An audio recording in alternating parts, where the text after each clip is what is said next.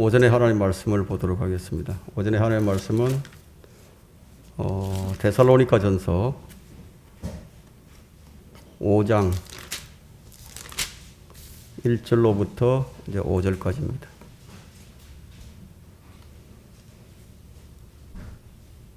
데살로니가 전서 5장 1절로부터 5절까지. 제가 받들어 읽겠습니다. 그러나 형제들아, 그 때와 시기에 관해서는 너희에게 쓸 필요가 없으니 이는 주의 날이 밤에 도둑같이 오리라는 것을 너희 자신이 정확히 알고 있기 때문이라. 그들이 평안하다 안전하다고 말할 때에 아이 뵌 여인에게 진통이 오듯 갑작스런 멸망이 그들에게 임하리니 결코 피하지 못하리라. 그러나 형제들아, 너희는 어둠에 있지 아니하니 그날이 너희를 도둑같이 덮치지 못하리라. 너희는 모두 빛의 자녀들이며 낮의 자녀들이라. 우리는 밤이나 어둠에 속하지 아니하노다.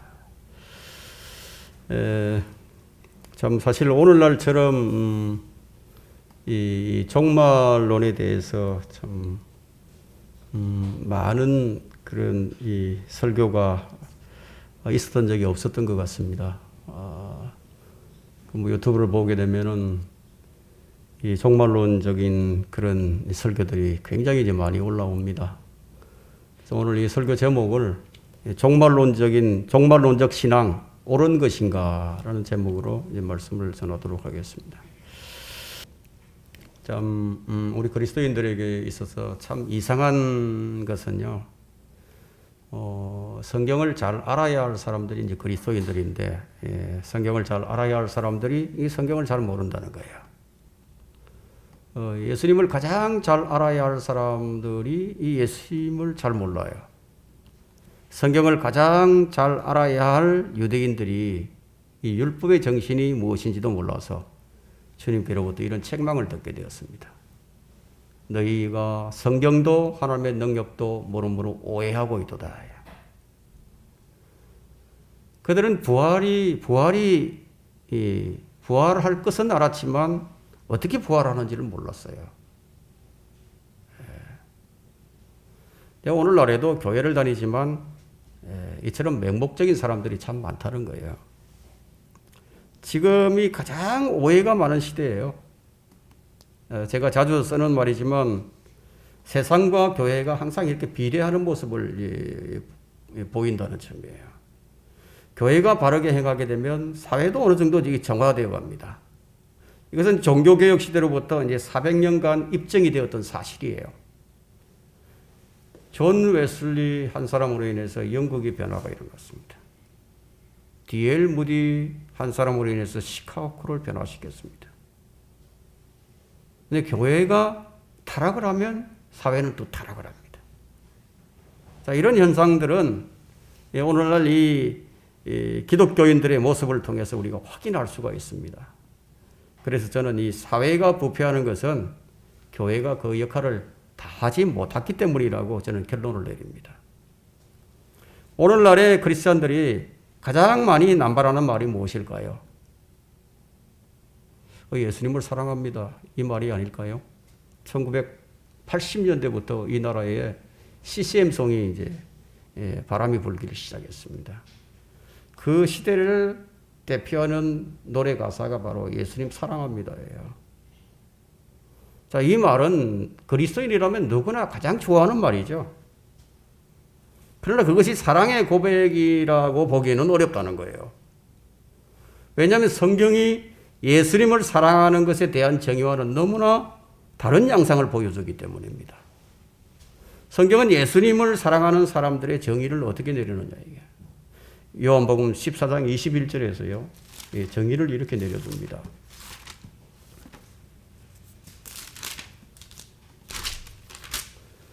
나의 계명들을 가지고 그것을 지키는 사람은 나를 사랑하는 사람이니 나를 사랑하는 사람은 나의 아버지께 사랑을 받으리라. 또 나도 그를 사랑하여 그 사람에게 나 자신을 나타내리라고 하시니라. 이것이 예수님을 사랑하는 사람에 대한 성경의 정의예요.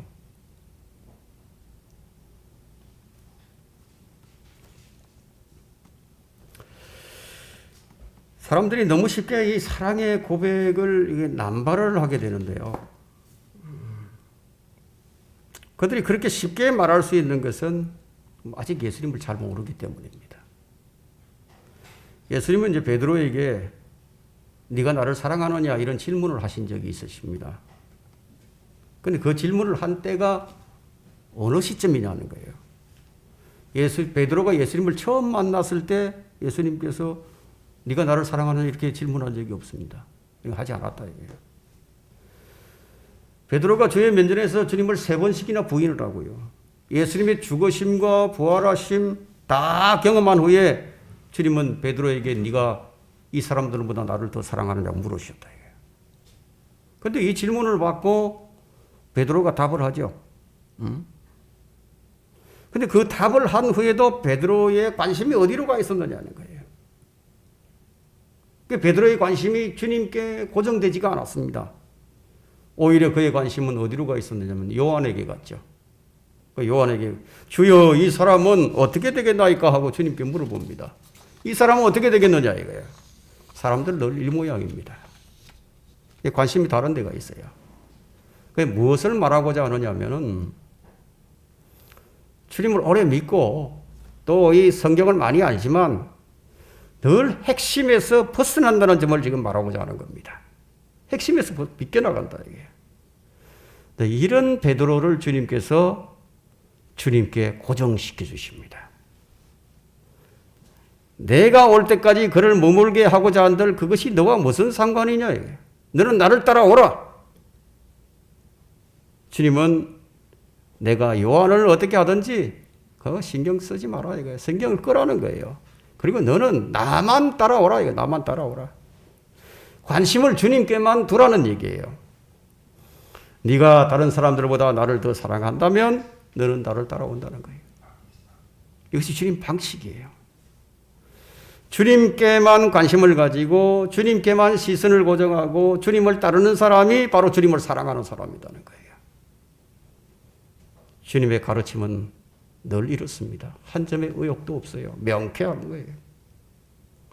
자, 이 말씀에 우리가 우리 자신을 비춰본다면은 지금 말로만 고백하는 사랑이 얼마나 참 어리석은 것인지, 부질없는 것인지, 이런 행태가 늘 지속되는 것이 참 우리 마음을 참 안타깝게 만들죠.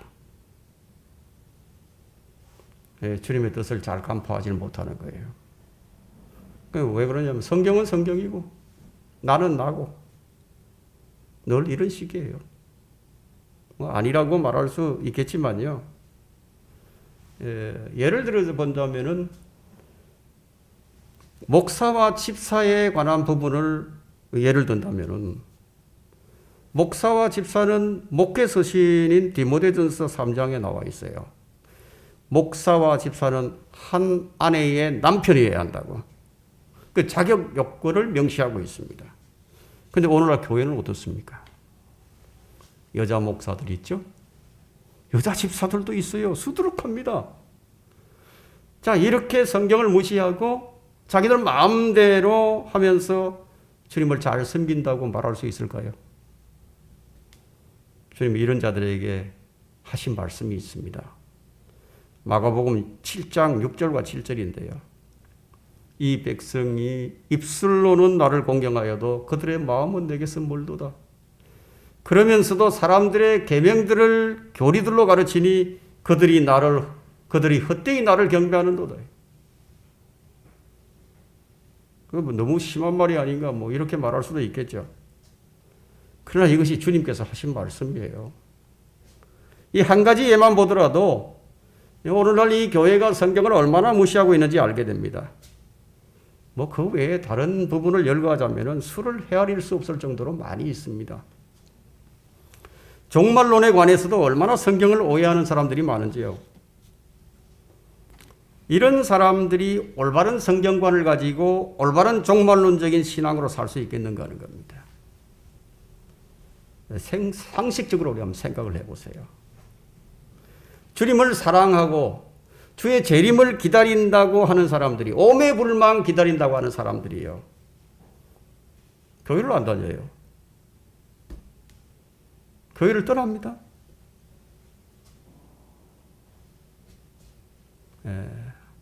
이 종말론만큼이나 성경을 많이 오해하는 것도 없어요. 오늘 말씀은 좀 심각한 말씀이 될 겁니다. 1990년대에 우리나라에 시한부 종말론자들이 등장하기 시작했습니다. 그래서 그때부터 이 이단 사상을 가진 자들이 나타나서 온통 지금 물을 흐려놨어요. 그래서 종말론이라는 이런 말조차도 꺼내기를 교회에서 싫어하게 됐습니다. 그래서 예수님의 재림이라든지 뭐 아마겟돈 전쟁이라든지 적그리스도의 출현이라든지 대환란이라든지 이런 부분들이 성경에 명백하게 기록되어 있음에도 불구하고 말하지 않는 것이 오늘날 교회 풍조가 되어 있었죠. 바로 그 무렵부터요. 교회의 타락이 급속도로 악화되기 시작했습니다. 그러나 교회가 대환란을 기록하고 있는 이 요한계시록을 피해가면서 말 안 하는 것은요, 아주 심각한 문제죠.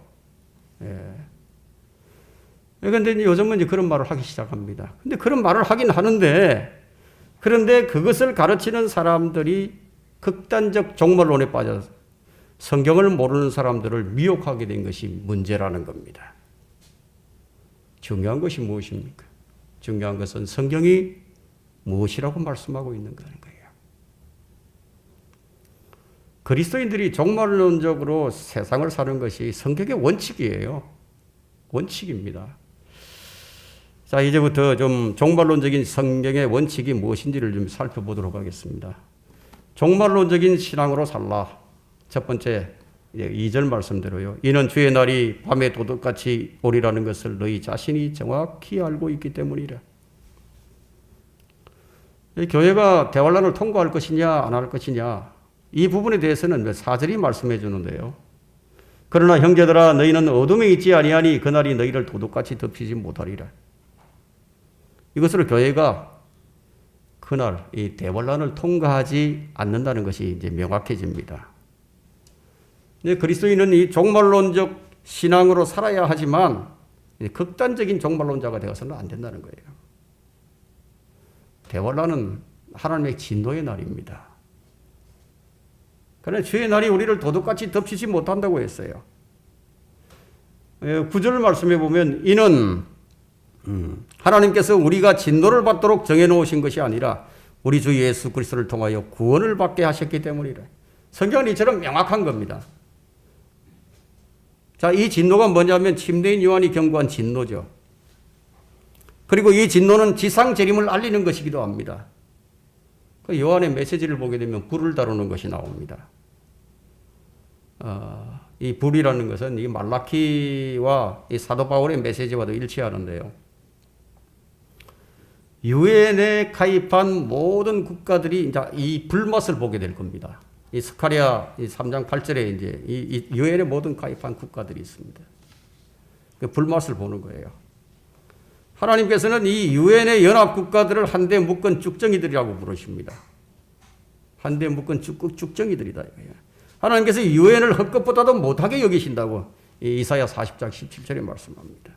지상 재림은 지옥 불못의 전주곡이 될 것이에요.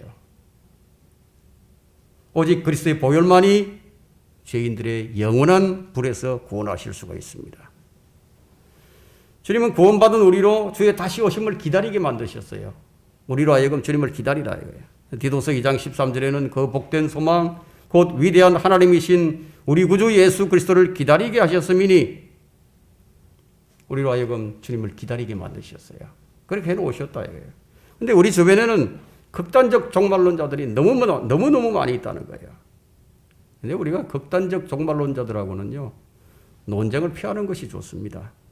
왜냐하면 그것이 성경의 명령이기 때문에 디도서 3장 10절에는 이단 종파에 속한 사람은 한두 번 훈계한 후에 거절하라고 했습니다. 소모적인 논쟁은 하지 말라는 거죠. 시간을 허비하지 말라는 겁니다. 그들은 그래 봐야 돌이키지 않으니까요. 성경이 주의 재림에 초점이 맞추어진 것과 같이 주의 모든 가르침도 지금 주의 재림에 초점이 맞춰져 있다고 해도 과언이 아니에요. 주님께서 우리에게 하신 말씀 중에 내가 너에게 한 말은 영이요 생명이라고 이런 말씀을 하셨는데, 자, 이 말씀은 영생의 관점에서 말씀하신 겁니다. 이 손바닥 넓이만큼밖에 살지 못하는 우리 인간에게 주님의 가르침은 항상 어떻게 들리는 것 같습니까? 마치 엇박자처럼 들릴 수밖에 없죠. 재림의 임박성에 대한 가르침은 초대교회나 지금이나 마찬가지예요. 사도 바울의 권면은 어떻죠? 깨어있으라 이거예요. 때가 가까웠다고. 이런 말씀들은 모두 재림의 임박성에 대한 말씀들입니다. 그런데 이런 종말론적 관점을 알지 못하게 되면 우리는 경각심을 가지고 살 수 없는 존재들이라는 거예요. 뿐만 아니라 성경의 가르침을 이해할 수도 없게 되고 맙니다. 재림의 임박성은 항상 우리로 하여금 긴장을 늦추지 않게 만들어주죠. 그리고 정신을 차리게 만드는 활력소가 된다는 거예요. 우리가 종말론적 신앙을 갖지 않게 되면 우리 주님을 제대로 따를 수 없게 됩니다. 이게 너무나 중요한 것이다 이거예요. 결과적으로는 주님보다는 다른 것에 관심을 두게 되고 내세보다는 현세를 더 치중하며 살 수밖에 없게 됩니다. 우리 인간은 늘 이렇다 이거예요. 여러분, 이 발등에 불이 떨어지지 아니하면요 잘 움직이질 않아요. 당해봐야 그때서야 소 잃고 외양간 고치게 되는 거죠. 사도시대로부터 시작해서 초대교회를 거치면서 지금 교회사 2000년을 지나왔습니다. 이 바이블 빌리버들은 어느 시대를 물어나고 종말론적 신앙의 소유자들이었습니다. 마치 주님이 곧 오실 것처럼 주의 재림을 소망하는 믿음을 가진 소유자들이었다 이거예요. 왜냐하면요, 주님의 가르침이 너무너무 급진적이었기 때문이에요. 사도 서신들을 보면 너무너무 급진적이에요. 누가복음 9장을 한번 보겠습니다. 누가복음 9장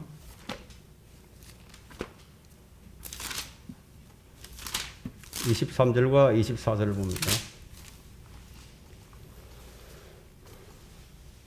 또 그들 모두에게 말씀하시기를 누구든지 나를 따라오려거든 자기를 부인하고 날마다 자기 십자가를 지고 나를 따르라.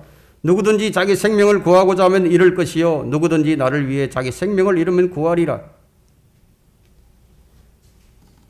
자, 주님을 따랐던 제자들이 실제로 이렇게 했을까요? 실제로 이렇게 했습니다. 요한과 베드로, 야고보 모든 제자들이 자기 가족들을 다 버리고 주님을 따랐다. 그렇다고 해서 주님께서 우리에게 가정을 버리라고 하신 말씀은 아닙니다. 주님을 따르는 과정에서요, 혈연 관계에 매여 있다면 주님을 따를 수 없다는 그런 뜻이죠. 실제로 주님을 따르겠다고 하는 사람이 주께 말씀드리기를 누가복음 9장 61절을 보시게 되면요,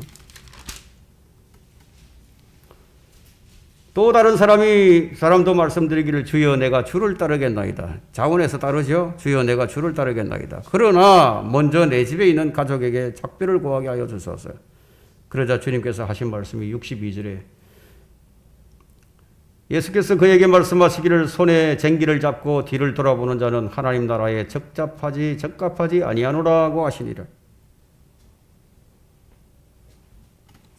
보이는 주님을 따르는 것과요, 보이지 않는 주님을 따르는 것과는 달라요. 보이는 주님을 따르기 위해서는요, 이러한 불필요한 것들을 제거하지 아니하면 주님을 따를 수가 없어요. 얼마나 급진적입니까? 그죠?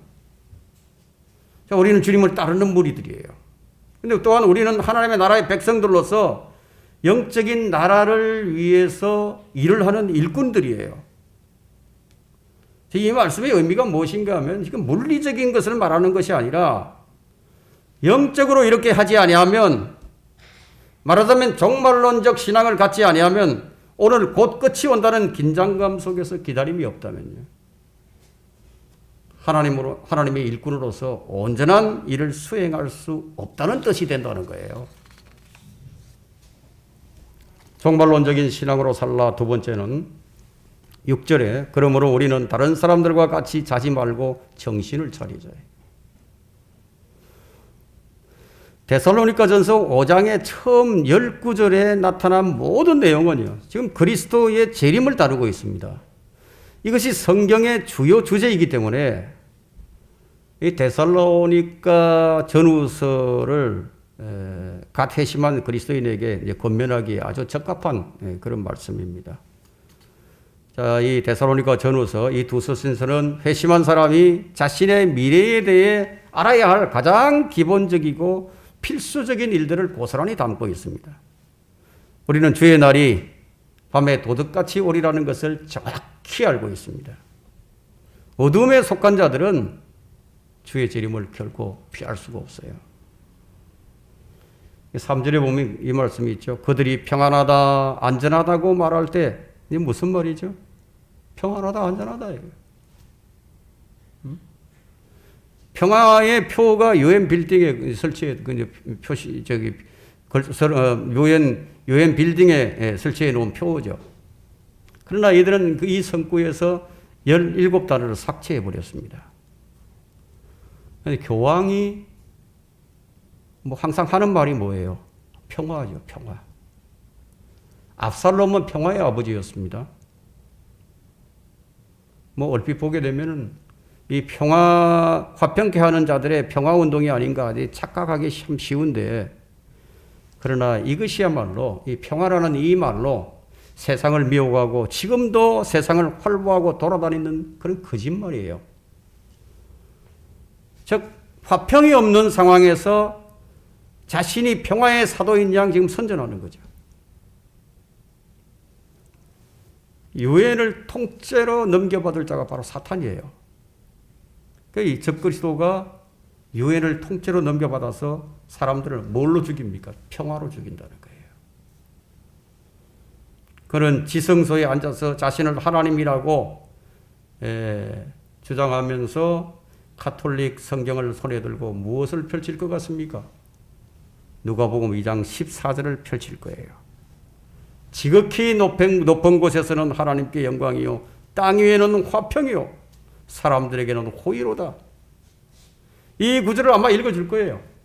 바로 이것이 그들이 평안하다, 안전하다고 말할 때 돼요.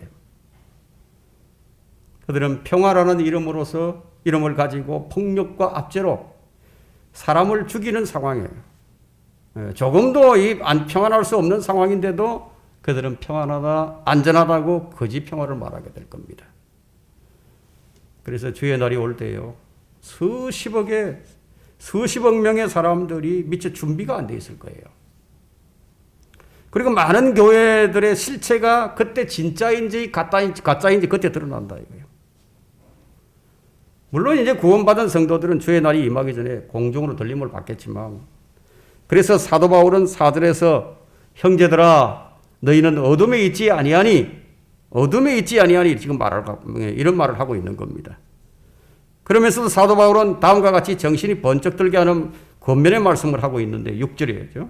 그러므로 우리는 다른 사람들과 같이 자지 말고 깨어 있어 정신을 차리자.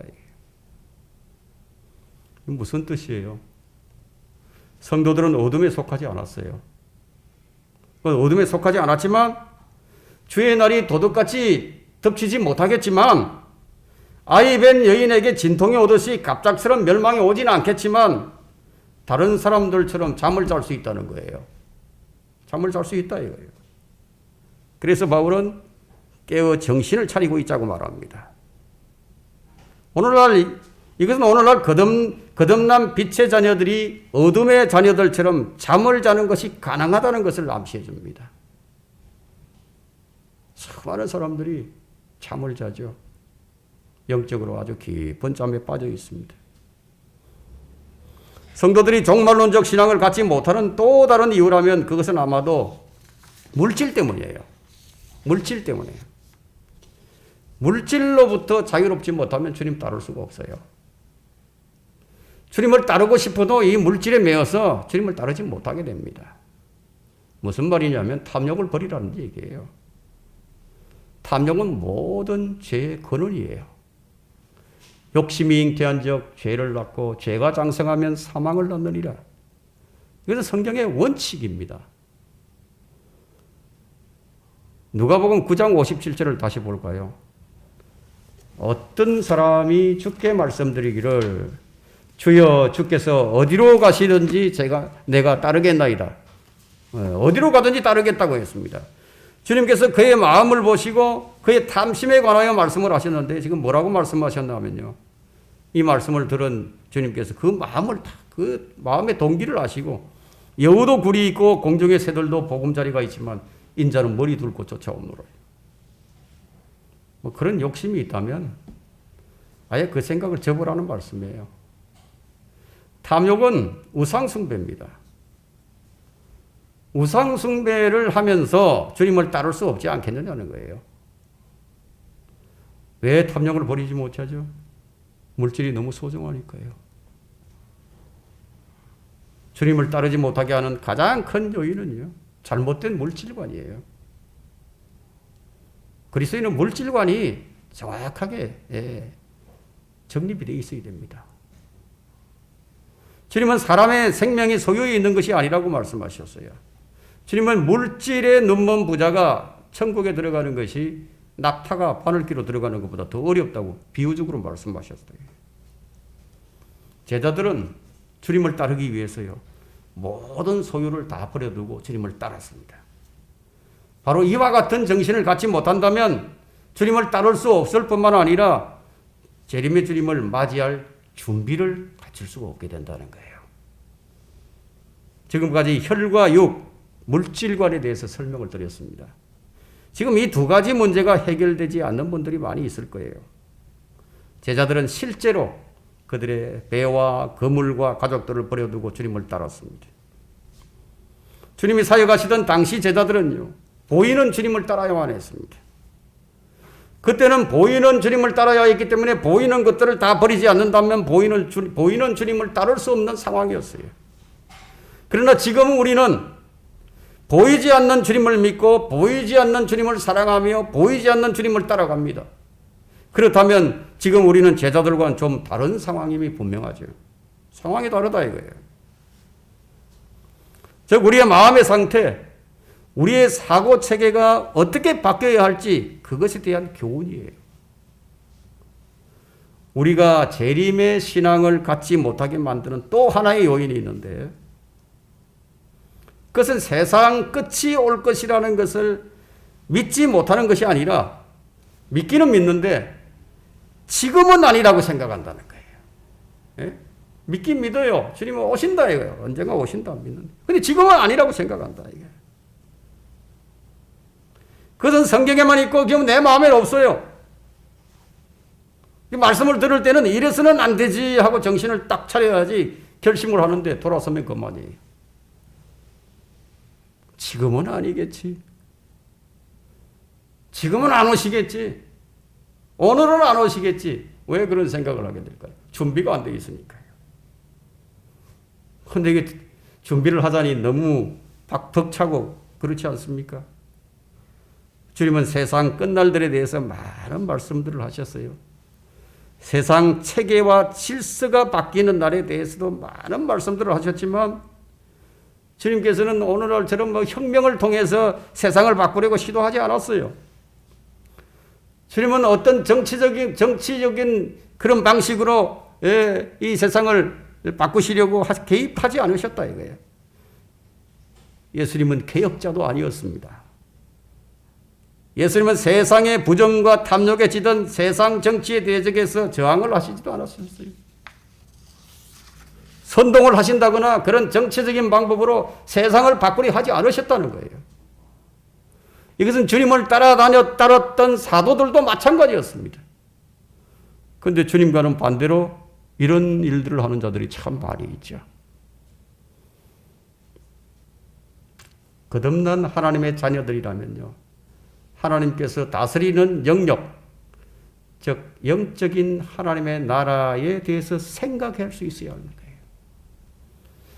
주님은 빌라도에게 분명히 밝히셨죠. 그러나 지금은 나의 왕국이 여기에 속한 것이 아니니라.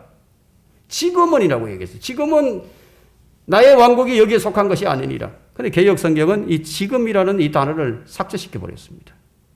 그리고 지금은 이 단어 하나를 빼버림으로써 그리스도의 왕국이 세상에서 이루어지지 않을 것으로 바뀌어버렸다는 거예요. 한 단어만 제거해도요, 이렇게 판이하게 교리가 틀어져 버립니다. 주님은 그리스도의 왕국이 초림 때가 아님을 분명히 밝혀주셨어요. 주님은 재림 때 다시 오셔서 이 세상 모든 나라들을 다 접수하실 거예요. 주님은 언제나 역설의 진리를 가르치시는 것처럼 보입니다. 먼저 된 자가 나중되고 나중된 자가 먼저 되고, 자기 생명을 구하고자 하면 잃게 되고, 주를 위해서 자기 생명을 잃으면 구하게 된다는 거예요. 이것이 역설의 진리예요. 역설의 진리는 무엇을 암시하고 있느냐 하면 세상의 질서가 바뀌게 될 것을 암시해 줍니다. 주님께서 말씀하신 질서의 변화는 인위적인 방법을 통해서 이루어지는 것이 아니라는 점이에요. 사람의 힘으로 바뀌지 않는다는 거예요. 하나님께서 친히 이루십니다. 만군의 주의 열성에 이것을 이루시리라. 이사야 9장 7절에 분명하게 말씀해 놓으셨다 이거예요. 그래서 하나님의 질서가 사람이 만든 제도적인 질서를 대체하는 날이 반드시 온다는 거예요. 예수님은 그 당시 사회와 종교에 대해서요, 종말론적 관점으로 보셨습니다. 그러나 주님은 그 당시 사회제도, 종교제도 속으로 들어가지 않으셨다는 거예요. 주님은 율법사나 제사장이나 서기관이 아니셨어요. 예수님께서 부르신 제자들도 모두 다 기득권층에 속한 자들이 아니었어요. 그저 평범한 사람들에 불과했습니다. 주님은 제도권 속에서 일하지 않으시고 그 영역 밖에서 새로운 질서를 만드셨습니다. 그리고 그 열매가 무엇인가 하면 바로 교회예요. 교회가 그분의 열매입니다. 그러면 교회가 종교적이라든지 교권주의라든지 제도권 속에 속하게 되면 그 교회는 생명력을 잃어버리게 됩니다. 교회가 커지는 것은 좋지만 관료주의와 권위주의에 매이게 되면 그것은 바로 중세 타락했던 교회로 되돌아간 모습이 되고 맙니다. 오늘날 거의 모든 교회들이 이렇게 옛 모습으로 되돌아가고 있다는 거예요. 마틴 루터의 종교개혁도 제도화된 교회 밖에서 진행이 되었어요. 그 이후로부터 교회 부흥운동이 일어날 때마다 그 부흥은 항상 제도권 밖에서 새로운 질서를 세우는 그런 결과를 낳았습니다. 우리가 성경을 알아야 예수님께서 하신 일에 대해서 제대로 이해할 수 있게 됩니다. 그렇지 못하면 모든 것이요, 그냥 수박 끄달기식이에요. 예수님께서 왜 이런 말씀들을 하셨습니까? 예수님께서 왜 이런 삶을 사셨습니까? 어떤 의도와 목적이 있으셨습니까? 이런 궁금증을 가지고 성경을 공부하고 그 의미를 성경에서 찾아야 한다는 거예요. 예. 그 예수님은 오늘을 사셨지만요, 늘 끝을 준비하고 사셨어요. 주님은 한 본을 남겨놓으시고 우리로 그분의 발자취를 따르게 하셨습니다. 주님을 따르는 우리는 바로 이런 주님을 배우는 거예요. 주님은 우리가 무엇을 위해서 먹고 무엇을 위해 살아야 할지를 분명히 밝혀주셨어요. 오늘을 살아도 우리는 내일을 위해서 사는 거예요. 주님께서 자신을 위해 살지 않으셨던 것처럼요, 우리 또한 자신을 위해 살아서는 안 되는 존재들입니다. 그래서 우리 이름이 그리스도인이에요. 그리스도인. 그리스도인은 주님께 속한 자예요. 그리스도께 속한 자가 그리스도인이에요. 저는 이 이름을 가장 좋아합니다. 바울에게 속했다. 아폴로에 속했다. 게바에게 속했다. 바울을 따르는 바울의 후예다. 아폴로의 후예다. 게바의 후예다. 아니에요. 그리스도인들은 바로 그리스도께 속했다. 그리스도께 속해 있기 때문에 그리스도를 따르는 무리들이에요. 종말론적 신앙으로 살라. 세 번째, 10절에 보면 주께서 우리를 위하여 죽으심은 우리가 깨든지 자든지 주와 함께 살게 하려는 것이라. 이것이 주님의 궁극적인 목적입니다. 주님과 함께하는 영원성이에요. 그러려면 주님이 오셔야만 하는 거죠. 종말론적으로 사는 것은요, 지극히 성경적이에요. 나는 누구를 위해서 사는 거예요? 나는 무엇을 위해서 사는 거예요? 여러분, 이 점을 깊이 생각해 본 적이 있으십니까? 이건 자주 생각해야 됩니다. 그러나 아마 깊이 생각하고 싶지는 않을 거예요. 왜 이 생각을 깊이 하지 않으려고 하느냐 아니에요. 그것은 나라는 존재가 아직까지 포기되지 않았어요. 주님을 따르려면 나라는 존재가 포기되어야 되는데 이게 포기되지 않았기 때문에 그냥 먼 발치에 서서 주님을 따라가는 거예요.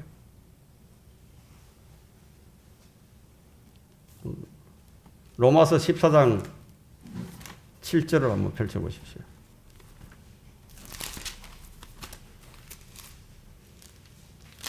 로마서 14장 7절과 8절을 봅니다.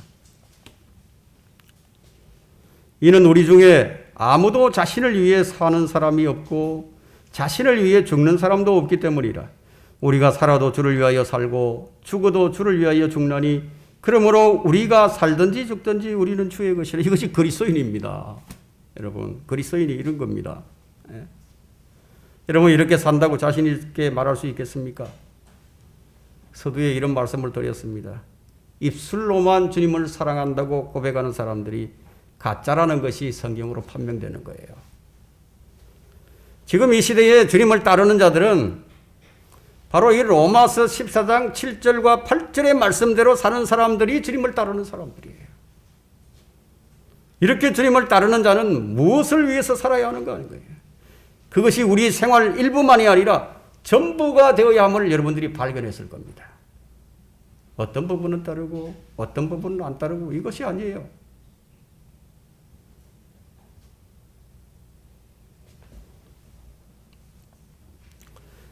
그래서 고린도전서 10장 31절에는 그러므로 너희가 먹든지 마시든지 무엇을 하든지 다 하나님의 영광을 위하여 하라.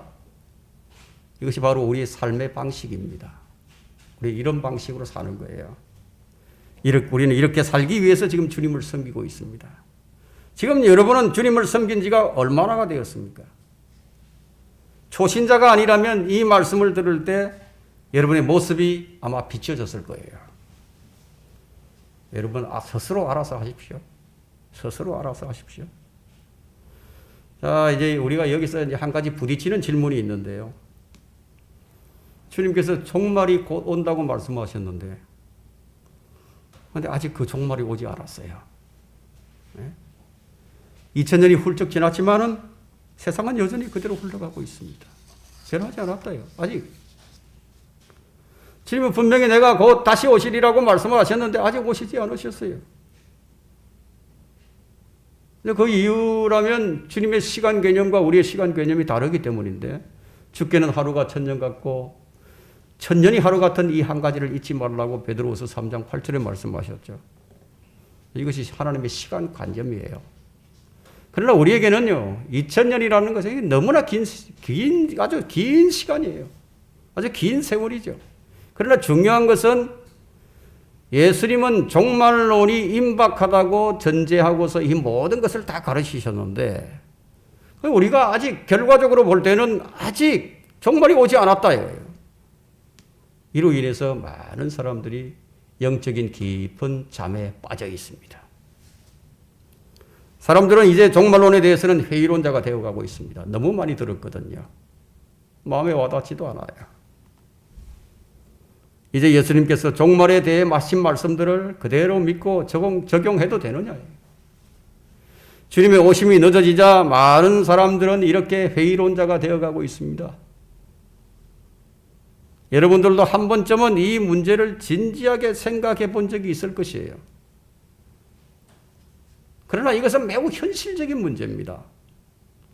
우리 그리스도인이 종말론적으로 살지 않으면 안 되는 이유가 있는데요. 그 첫 번째 이유는 바로 우리 보상에 대한 문제입니다. 여러분, 디모데후서 4장 7절과 8절 한번 보십시오.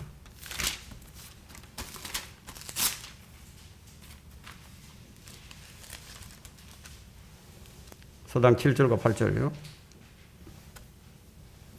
내가 선한 싸움을 싸우고 달려갈 길을 마치고 믿음을 지켰으니 이후로는 나를 위하여 의의 면류관이 마련되어 있어 의로운 재판관이신 주께서 그날에 그것을 내게 주실 것이며 또 나뿐만 아니라 그의 나타나심을 사모하는 모든 사람에게도 주실 것이라.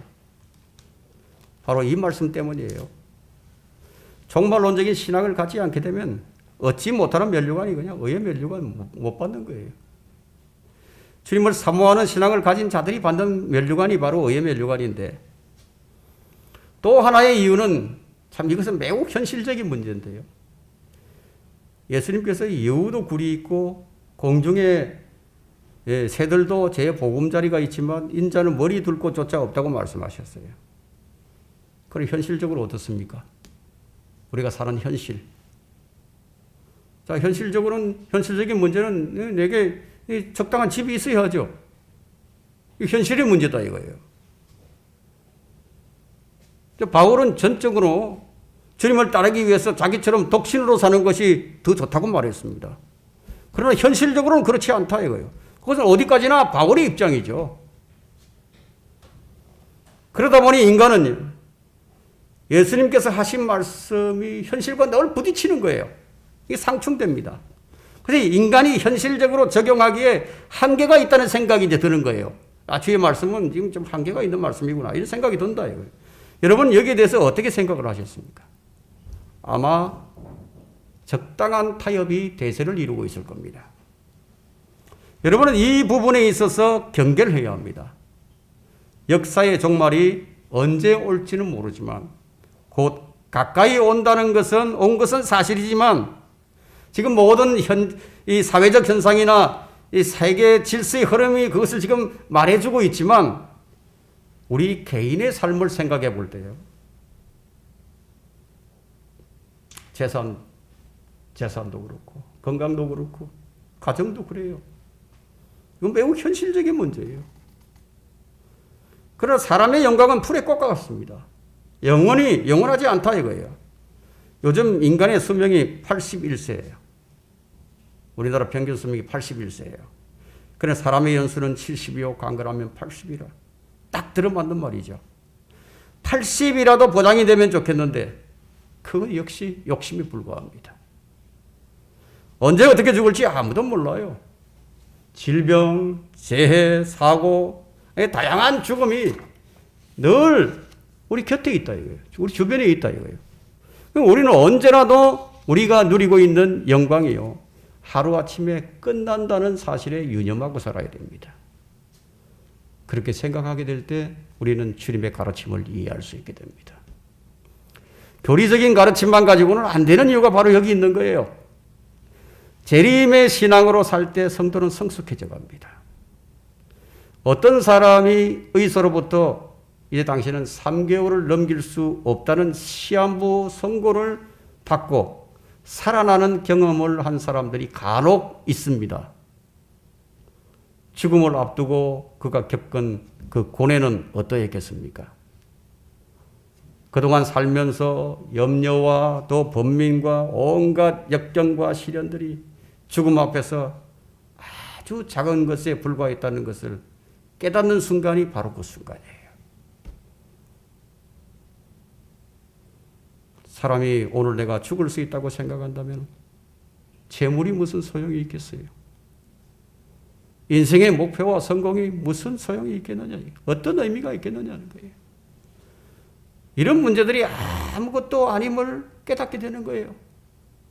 죽을 병에서 낫고 보니까 이렇게 건강하게 살고 있는 그 자체가 감사가 아니겠는가 하는 거예요. 다시 말하면 다윗처럼 죽음의 그림자의 골짜기를 지나고 나서 보니까 인생이란 이런 것이구나. 이생에 매여서 아등바등하면서 살던 모든 것들이 정리가 되어버리는 거예요. 이것은 믿는 사람이든 안 믿는 사람이든 공통적으로 하는 경험입니다. 시한부 종말론 선고를 받아보세요. 인간의 삶의 문제들이 죽음의 그림자의 골짜기와 같은 그런 경험을 통해서 그것이 아무것도 아닌 것으로 변하게 된다는 거예요. 고난이 이러하다면은 우리의 믿음의 시련이 가져다 주는 것은 어떠하겠습니까? 대다수의 사람들이 본질적인 것을 보지 못하기 때문에 작은 것 때문에 마음이 상하고요. 그리고 염려하면서 고통하면서 살아가는 거예요. 다시 말하면 재림의 신앙, 우리의 믿음의 소망이 무엇인지 그 실체를 보지 못하고 다람쥐 쳇바퀴 돌듯이 작은 테두리 안에서만 사는 거예요. 그러다 죽음의 그림자의 골짜기를 경험하고야 정신을 차리고 이제 중요한 것이 무엇인지 이제 깨닫게 됩니다. 물론 뭐 그렇게 한다 하더라도 깨닫지 못하는 사람이 더 많이 있지만요. 사람들이 철이 들려면은 시련을 통해서 철이 들게 됩니다. 믿음의 시련이 왜 필요한지 아마 이해가 되셨을 거예요. 믿음의 시련 또한 하나님의 은혜임이 분명합니다. 믿음의 시련은 우리로 하여금 누구를 위해서 살아야 하는지, 무엇을 위해서 살아야 하는지 깨우쳐 주기 때문에 시련을 견뎌내면요, 궁극적으로 우리에게 돌아오는 것이 있죠. 그것이 칭찬과 존귀와 영광입니다. 베드로가 이 부분에 대해서 베드로전서 1장 7절에 너희 믿음의 시련이 불로서 단련될지라도 없어져 버리는 금보다 훨씬 더 귀하게 되어 우리 주 예수 그리스도께서 나타나실 때 칭찬과 존귀와 영광을 받게 하려 함이니라. 나를 위해 자신의 생명을 잃으면 얻으리라. 자, 이 말씀대로 되는 거예요. 그래서 성숙한 성도는 종말론적 신앙으로 삽니다. 그래야 믿음의 실행이 따르게 되죠. 젊은이들은요, 자신이 늘 젊을 줄로 생각을 합니다. 건강한 사람은 자신이 늘 건강할 줄로 생각을 합니다. 부귀 영화를 누리는 사람들은 그 영광이 지속될 줄로 생각을 하지만 풀의 꽃과 같을 뿐이에요. 하나님께서 언제 우리의 숨을 거두어 가실지 아무도 몰라요. 대개의 경우는요, 자신이 생각하는 것보다 훨씬 더 빨리 옵니다. 사람이 늙고 병드는 것, 죽음은 우리가 생각하는 것보다 더 일찍 옵니다. 이런 날이 임하기 전에 우리는 주의 말씀을 받아들이는 법을 배우고 또 주님을 맞이할 준비를 하는 것이 좋습니다. 하나님은 우리의 질그릇을 깨뜨리십니다. 우리 질그릇을. 우리의 자존심, 우리의 완고함, 교만, 인간적인 생각, 이런 것들이 너무너무 단단하게 굳어 있어서 이런 것들을 깨뜨리시는 거예요. 그 고난을 통해서 그 껍데기들을 다 깨뜨려 버리십니다. 우리 안에 계신 그리스도께서 바로 이런 것들 때문에 밖으로 표출되지 못하기 때문에 다 깨뜨려 버리신다. 이게. 우리 안에 계신 주님의 향기가 밖으로 흘러나오도록 하나님께서 우리를 깨뜨리시는 거예요. 여러 가지 고난을 통해서 말입니다. 왜 주님께서 고난 중에 있을 때 감사하고 기뻐하라고 하셨는지 여러분들이 이제 이해가 되셨을 거예요. 우리가 고난 중에 있을 때 기뻐하고 감사하면 누가 드러나게 됩니까? 주님이 드러나는 거예요. 결론적으로 하나님께서 주의 길을 예비하시려고 침례인 요한을 들어서셨던 것처럼 우리를 주의 재림을 위해서 사용하시려고요. 우리를 다듬고 깎아내시고 깨뜨리시는 거예요. 옥합을 깨뜨려야만이 그 향유가 흘러나오는 것처럼 나의 완고함, 나의 육신적인 성향과 기질들, 이것이 깨뜨려질 때 내 안에 있는 생수의 강이 이제 흘러나오는 거예요. 아무리 애를 쓰고 바로 잡으려고 해도 잘 안 되던 것들이 주의 손길을 통해서 한번 딱 깨뜨려지고 나면요, 자연스럽게 이제 이루어지는 것을 그때 아는 거죠. 무거운 짐을 잔뜩 짊어지고 가파른 언덕길을 올라가면서 낑낑대면서 애를 쓰고 땀을 뻘뻘 흘리던 것들이 이렇게 쉽게 이루어질 줄이야. 그때 깨닫는다. 마태복음 5장에는 팔복이 나옵니다. 마태복음 5장의 팔복은 신명기 28장부터 나오는 복과 저주가 아니라 너희가 이렇게 하면 이런 복을 주시고 너희가 이렇게 하지 않으면 저주를 받을 것이라가 아니라 팔복은 지금 누가 복 있는 사람인지를 말씀하신 거예요. 영이 가난한 자는 복이 있다고 했죠. 애통하는 자는 복이 있다고 했죠. 온유한 자는 복이 있다고 했죠. 의에 줄이고 목마른 자는 복이 있다고 했죠. 자비로운 자는 복이 있다고 했죠. 마음이 순결한 자는 복이 있다고 했습니다. 화평케 하는 자는 복이 있다고 했습니다. 자, 이런 복이 있는 자가 누구인가 하는 거예요. 이런 복이 있는 자가 바로 그리스도인들입니다. 그리스도인들이 이런 복을 가졌어요. 복의 근원이신 우리 구주 예수 그리스도께서 우리 안에 거하시기 때문에 우리는 복이 있는 자들이에요. 너희가 이렇게 하면은 너희가 복이 있는 자가 된다는 것이 아니라 우리는 이미 복이 있는 자들이에요. 복 있는 사람이 그럼 어떻게 살아야 하는가? 우리가 이것을 지금 살펴본 겁니다. 복 있는 사람이 어떻게 살아야 하는가? 그것이 종말론적인 신앙으로 사는 거예요. 종말론적인 믿음, 재림의 신앙으로 하루하루를 살 때 여러분들은 정말 주님께서 기뻐하시는 성도들이 될 것입니다.